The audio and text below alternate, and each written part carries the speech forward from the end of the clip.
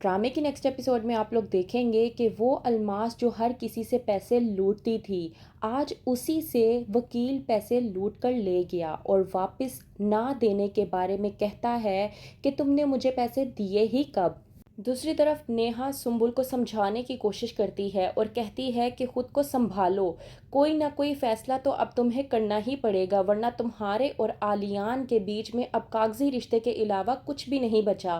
یہ بات سننے کے بعد سنبل کو اس حد تک غصہ آتا ہے کہ وہ نیہا پر بھڑک اٹھتی ہے اور کہتی ہے کہ آپ کیا چاہتی ہیں کہ میں اپنا رشتہ آلیان سے ختم کر لوں؟ تو ایسا کبھی نہیں ہونے والا۔ وہیں پر عاصم جاتا ہے ناصر کے پاس اور جا کر اس سے بات کرنے کی کوشش کرتا ہے۔ کہتا ہے عاصم ناصر سے کہ میں اپنی بہن کو سولی پر لٹکتے ہوئے نہیں دیکھ سکتا، میں اسے اس طرح کے دکھ کے عالم میں نہیں دیکھ سکتا۔ وہ آلیان سے بے حد محبت کرتی ہے لیکن آلیان اس کی محبت کو دیکھ تک نہیں پایا۔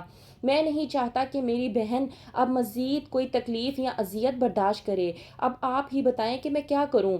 اس بات پر آلیان کو ناصر کہتا ہے کہ میں تو آپ کو کچھ نہیں کہہ سکتا، میں تو آپ کو صرف اتنا ہی کہوں گا کہ جو بھی آپ کا فیصلہ ہے آپ وہ کر لیں، کیونکہ میں بھی اب چاہتا ہوں کہ میں بھابھی کو خوش دیکھوں، میں اب بھابھی کو مزید اذیت میں نہیں دیکھ سکتا۔ ابھی یہ بات کر ہی رہے ہوتے ہیں ناصر اور عاصم کہ وہیں پر آ جاتا ہے علی اور کہتا ہے کہ میں بھی اپنا ایک فیصلہ سنانے کے لیے آیا ہوں، لیکن اس سے پہلے میں سنبل سے بات کرنا چاہتا ہوں۔ اس بات پر عاصم علی سے کہتا ہے کہ ٹھیک ہے، میں سنبل کو بلاتا ہوں، تمہیں اس سے جو بھی بات کرنی ہے تم وہ کر لو۔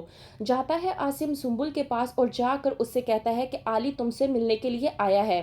وہیں پر سنبل پریشان ہو جاتی ہے تو عاصم سنبل سے کہتا ہے کہ اب فیصلے کا وقت ہے، جو بھی فیصلہ ہے وہ اب ہو جانا چاہیے، لیکن سنبل یہ بات سننے کے بعد ڈر جاتی ہے، اسے ایسے لگتا ہے کہ شاید علی اسے ڈیورس دینے کے لیے آیا ہے۔ سنبل عاصم سے کہتی ہے کہ میں نہیں جاؤں گی اور نہ ہی میں آلیان سے ملاقات کروں گی۔ اس بات پر عاصم سنبل کو سمجھاتا ہے اور کہتا ہے کہ تمہیں مضبوط ہونا پڑے گا، کیونکہ اب تمہیں اپنی زندگی کا کوئی نہ کوئی فیصلہ ضرور کرنا ہے۔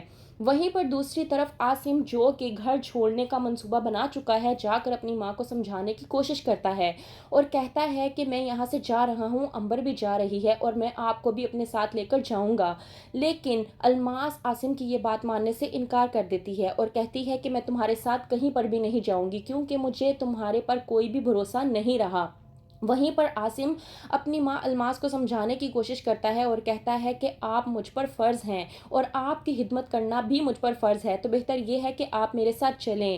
وہیں پر دوسری طرف آلیان جو کہ سنبل سے ملنے کے لیے آتا ہے، وہیں پر آ جاتی ہے الماس۔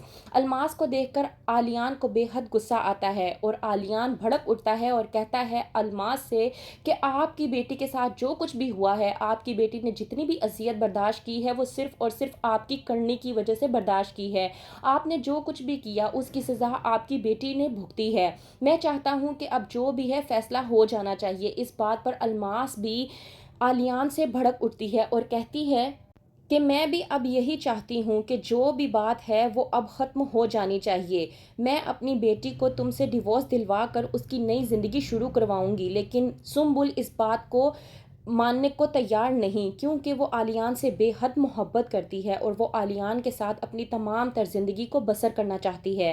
تو کیا ہوگا آلیان کا فیصلہ؟ کیا وہ سنبل کو یہ بتانے کے لیے آیا ہے کیا وہ اس کو چھوڑنا چاہتا ہے، یا پھر آلیان کو احساس ہو گیا ہے اس بات کا کہ وہ بلا وجہ سنبل کو سزا دے رہا تھا جبکہ اس کی کسی بھی قسم کی کوئی بھی غلطی بھی نہیں تھی؟